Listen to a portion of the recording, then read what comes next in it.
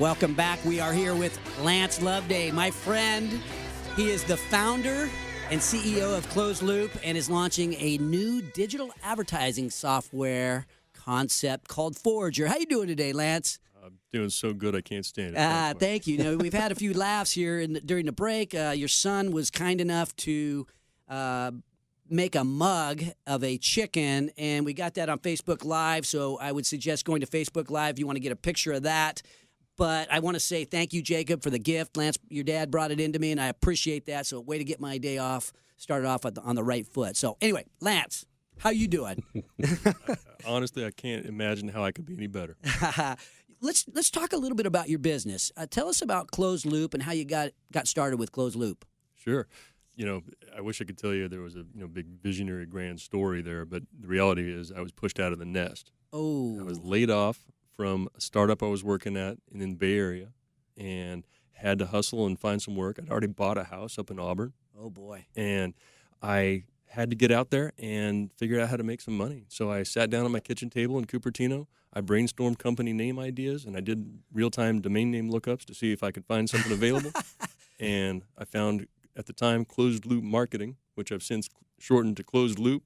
And, I've grown this digital agency over time to about 30 people now. Wow. And you guys are located in Roseville. I know you have really nice offices over there and really cool vibe when you walk in.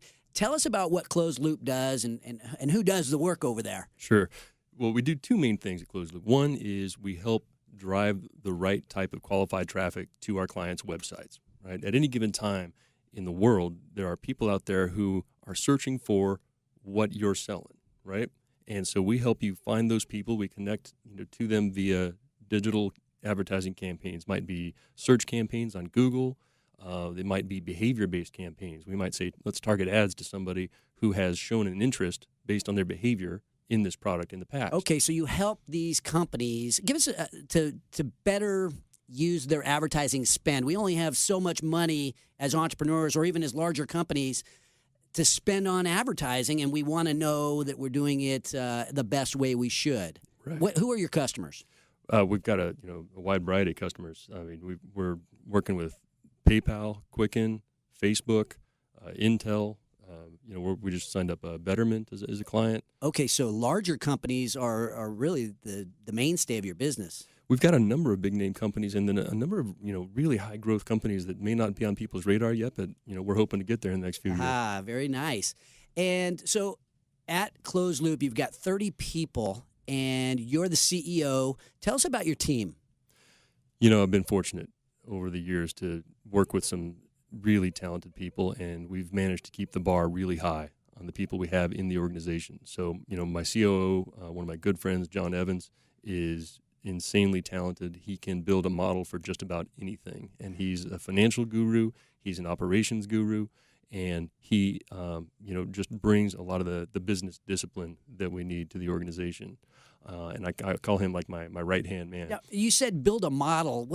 Describe what you're talking about when you say build a model. Well, it's usually in spreadsheet form. Okay. We can take a business concept or idea or a pricing idea, say for this new SaaS tool that we're building, and John can put that into spreadsheet form and identify the different inputs that we can start to play with and the levers we could pull and say, well, what if we changed this pricing tier to this? What would the impact of that be? And if we changed our assumptions about our growth rates, how would that impact out years and so on?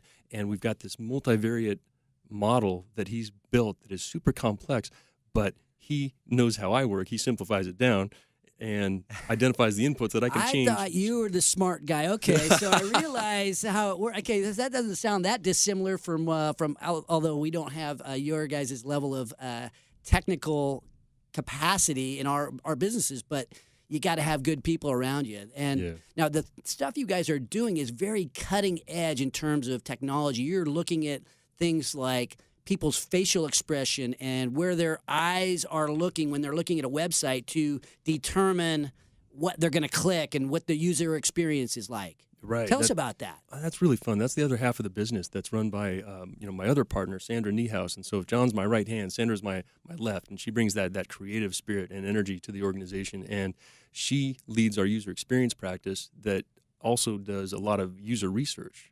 that you're talking about, where we sit people down in front of a computer and we might ask them to perform a task on one of our clients' websites, and we'll ask them to think out loud as they do it, and we'll watch what they do, and we'll record that on screen. We're recording their facial expressions. We have an eye tracker so we can see what they see and don't see. Like, what kind of thing might they see on the screen? They're looking at a website and they say, oh, I can barely even read that pricing. Or, I mean, what goes through the mind of a user when they're looking at something that you guys are discovering? Well, that's what's interesting is, so much of how we operate is governed by our subconscious. So it's not really going through their conscious mind. They couldn't tell you necessarily what they see and don't see. And that's why we pay a lot more attention to what they actually do. So the thinking out loud is with their face and their eyes. They're not talking about what they feel. They are, but we don't weight that as heavily as what they actually do. Okay. Much more important to focus on what people do than what they say. Okay, very good. When we come back, we're going to dive a little bit deeper into Lance's business, talk about the different kinds of projects they're working on, and even talk a little bit more about regrets and see if Lance has got any regrets in his life. We all probably have a few. This is Entrepreneurs Unlimited on Facebook Live, broadcasting from Sports 1140 KHTK, streaming live podcast and YouTube at HaneyBiz.com. Welcome back. We are here with Lance Loveday, founder and CEO of Closed Loop, and his newest venture, Forager. Now, Forager is a little bit of a departure from Closed Loop. Tell us about Forager. How is it different? Well, it's a product instead of a service, so total different, from a business model perspective for us, and it requires different talents from the team. And it's a challenge for us to spread our wings and try something new, but it's in an industry that we're very familiar with. It's a tool for digital advertisers. We built it for ourselves initially, and it's intended to help people advertise more intelligently because digital advertising is exploding. This year, just in the U.S., people are going to spend $70 billion on digital advertising. Wow. Now, in the past, I can imagine 10 years ago, it was a fraction of that, maybe, Right. 1% of that 10 years ago. So what do you see the trend line looking like on digital advertising?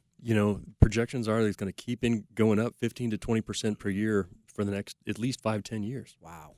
That's incredible. Now, so you started this new company, and it's a software as a service. It's called Forager, and it's getting ready to launch. I know you've been doing beta testing, and you've got some of your big clients using it, and it's working.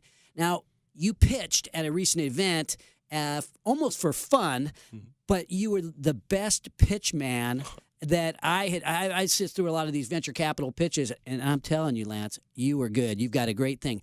Tell us about how you might scale the company, and is there a chance that you'll leave it open for us investor community guys? That's a fat pitch. I like it. We're in the process of scaling it right now. We're actively hiring.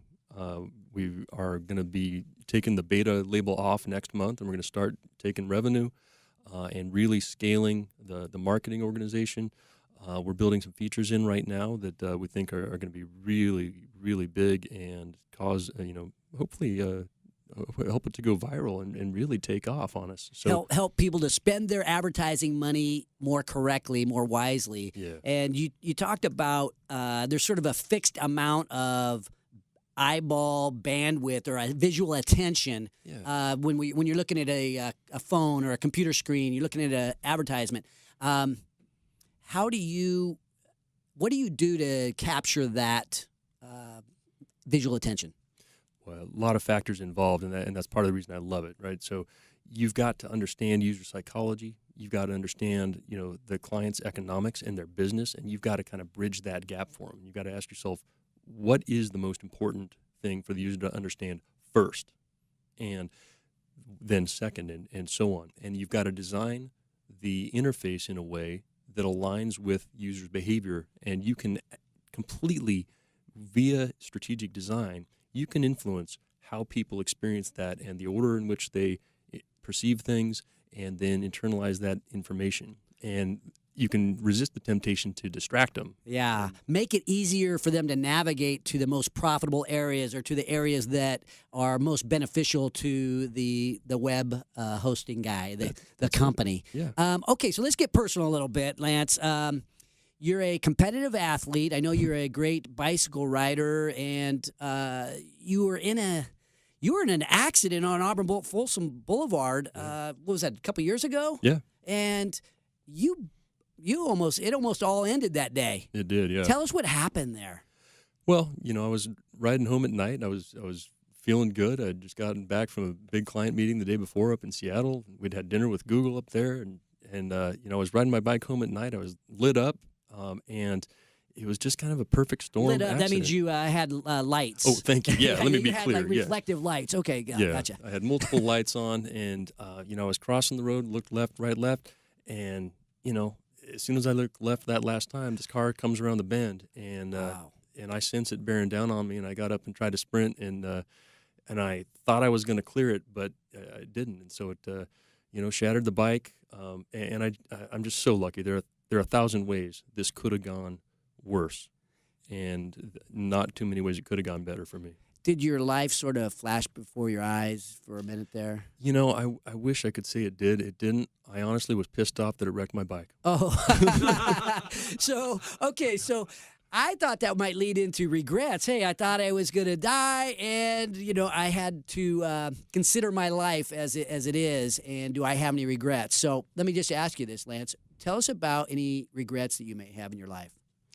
I tend not to live with a lot of regrets, and I was thinking about it, and the regret that I have, and this is a little silly maybe, is that I didn't take a picture when I got on stage and I sang "Every Breath You Take" with Sting.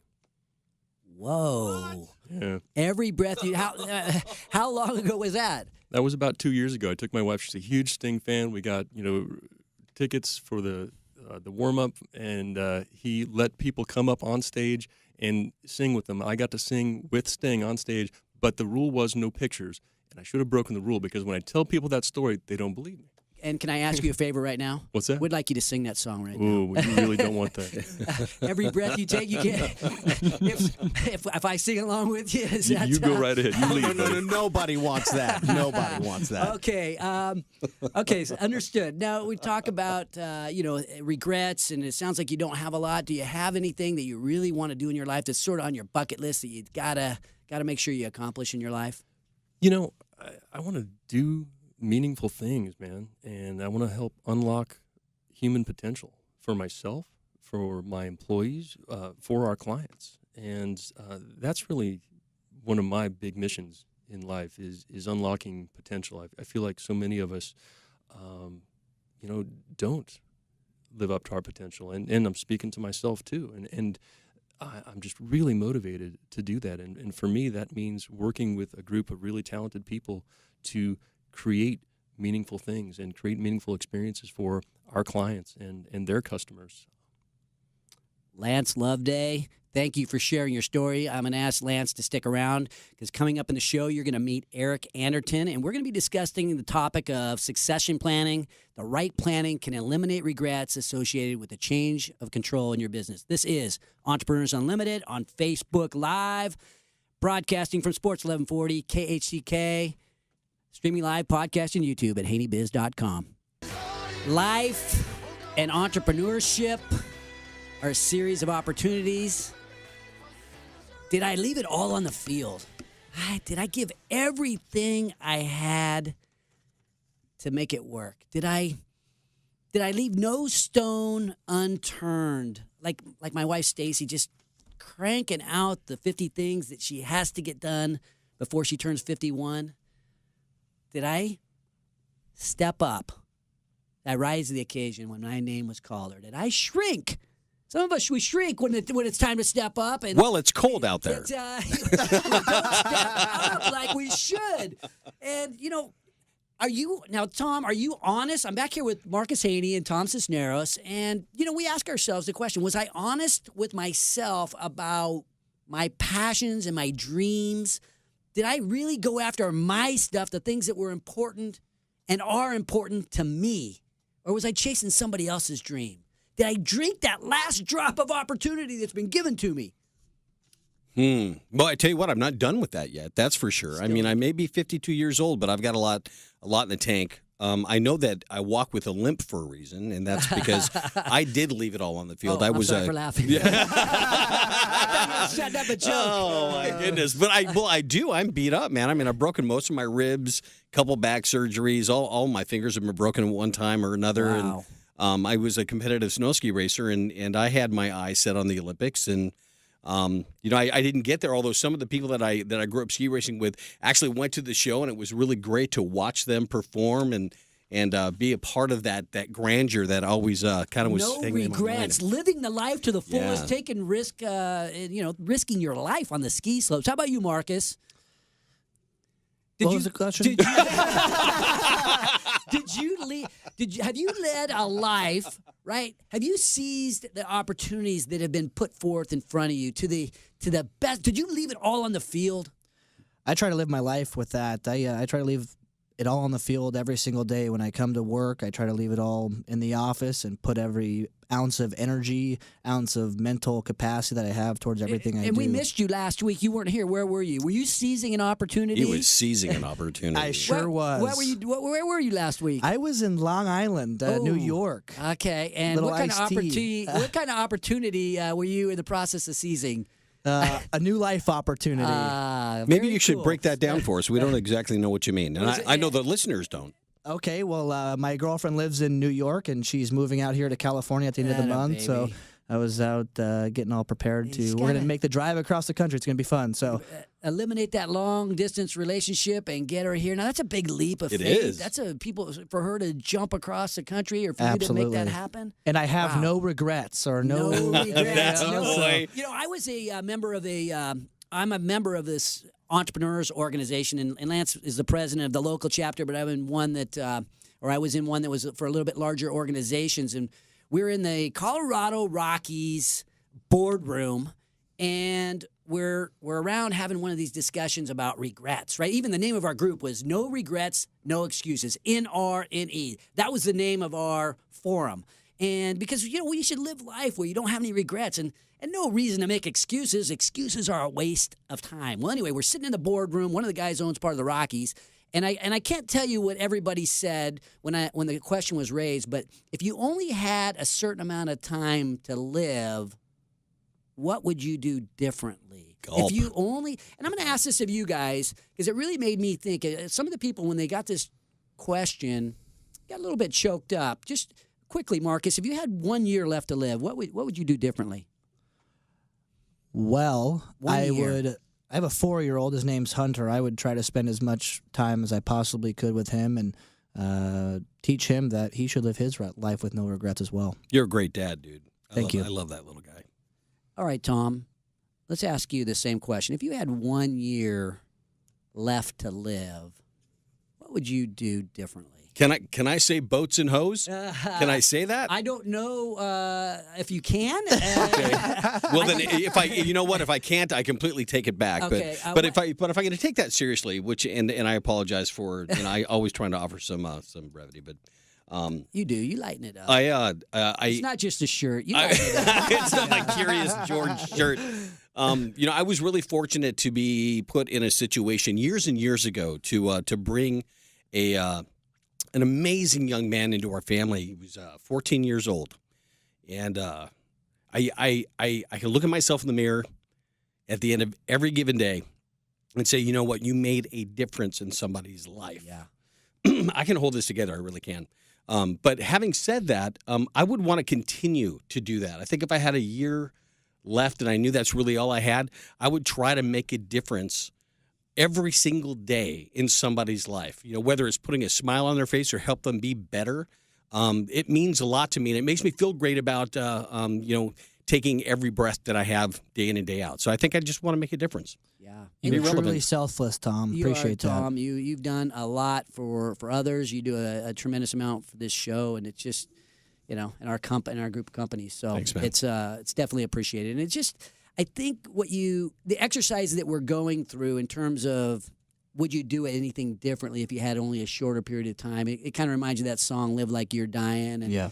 Doing everything. Don't let anything get by you, and really seize those opportunities and really, you brought up the way we treat people, and I think that that's something so important. I touched on it at the beginning of the show, just my little comment, thanks, right? I was to Richard Bach, and I sometimes find that I don't show the gratitude that I wish. So if I had to change something, I think I would spend maybe the last days of my life, the last year, just really, I think, showing people, finding a way to show people how much I appreciate them. And, I think I sandbag sometimes on the gratitude side. I don't need to say thank you every time. I don't need to make a big deal about it every time I'm happy with something and appreciative. I just say thanks.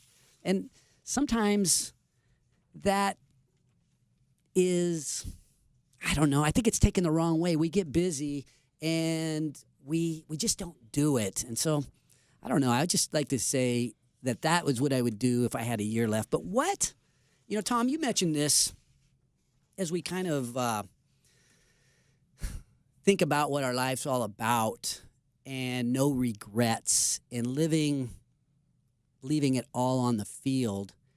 I can't help, and when I say leaving it all on the field, I'm really thinking, when you're out there playing football or any other sport, did you leave that last drop of sweat, effort, blood? Did you leave it on the field? Did you do everything possible to win that game and do the best that you can? And I think if I was to say, hey, I'm going to leave it all on the field. If I'm going to leave it all on the field, and today was my last day, right? If I knew today was my last day, what would I do different? And I think I would focus on the gratitude. I think I have that. There's really two unresolved issues or concerns that I carry, and I'm not going to call them regrets, but they stay with me as I contemplate what life's all about. And it's really about gratitude. Did I say thank you to the people that made my life possible? This is a great forum to do it right here, right now. Yeah. Did I make you proud? Right? Did I make you proud? Did I show my appreciation, and did I make you proud? I mean, I think there's places in our heart where we don't go sometimes that are hard to get to. And, I've had some tough things happen in my life, but we don't go there sometimes. I hate cancer. I hate brain aneurysms. There's things that happen in our life. There's tragedies that happen in our lives that affect us. And you know what? I just got to say thank you to God for giving me this time that I have. If I'm looking back and this is my last day, I just got to say thank you for giving me this opportunity to be here. I've had a good time. I've had some fun, and I appreciate the life I've been given, and I hope I made you proud. To my mom, who was my best friend. To my dad, who didn't coach me a lot, but he taught me a lot. To my brother, who battled alongside me in business every step of the way, stood by me when I was at my weakest, and stood alongside me when I was at my best. I want you to know I appreciate you, and I hope I made you proud. To my wife Stacy, and my children and my grandchildren, and my current team, the people that I see every day when I go into the office, to my true friends, my business partners, I hope you know my gratitude. I hope you know that I would be nowhere without you. And I hope I make you proud. And to my entrepreneurial friends, right? We got these to my community, to this community, to the people who are sharing in hometown patriotism, to the job creators, to the risk takers that are working to make this community what it is. I'm right by you guys. And I want you to know, if you're listening to this show, that I appreciate you. That I appreciate you very much. And I hope I made you proud. So if I had to die today on the way home from this studio, I want you guys to know I left it all on the field. I want you guys to know I left it all on the field. And I want you, the man upstairs, the people looking out from the sky, that I left it all on the field. Never above you, never below you. Always by your side.